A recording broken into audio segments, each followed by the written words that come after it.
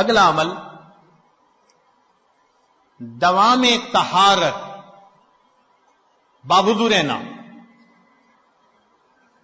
حدیث مبارکہ سنیے.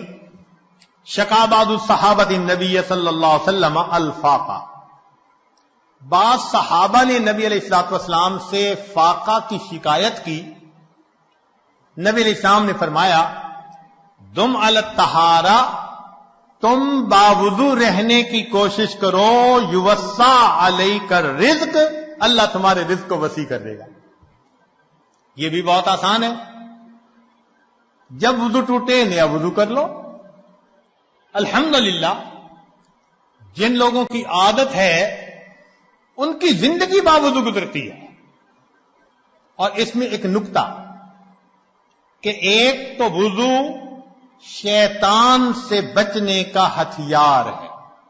نبی علیہ السلام نے فرمایا الوضوء سلاح المؤمن، وضو مومن کا ہتھیار دشمن سے بچنے کے لیے. آپ باوضو رہنے کی کوشش کریں. اس ایک عمل پر آپ دیکھیں گے کہ شیطانی وساوس کم ہو جائیں گے. یہ باوضو رہنے کی برکت ہے. اور ایک دوسری برکت نبی علیہ السلام نے فرمایا کما تعیشون تموتون، جس حال میں زندگی گزارو گے اسی حال میں موت آئے گی. تو جو زندگی بھر باوضو رہنے کی کوشش کرے گا اللہ اپنی رحمت سے باوضو مرنے کی بھی توفیق عطا فرمائے. تو جو چاہتا ہے باوضو موت آئے وہ زندگی میں وضو کا اہتمام کر لے.